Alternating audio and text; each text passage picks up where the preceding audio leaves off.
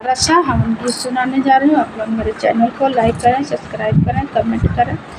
आए श्री राम हो हवनिया माँ देर बाई, आए श्री राम हो हवनिया में देर बाई।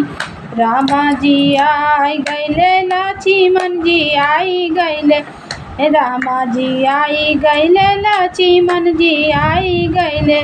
सीता के आए से, सीता से के आए से भरी गए भंडार हो हवनिया माँ देर बाई।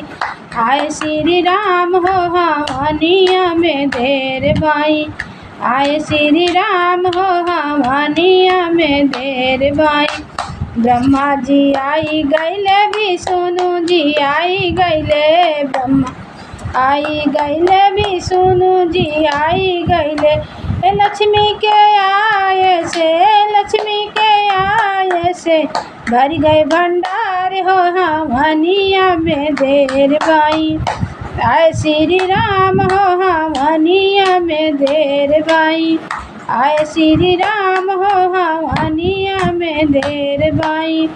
शंकर जी आई गैले, गणपति जी आई गैले, शंकर जी आई गैले, गणपति जी आई गैले।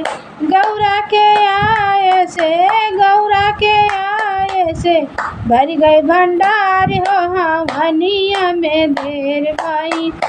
आए श्री राम हो हवनिया में देर बाई, आए श्री राम हो हवनिया में देर बाई।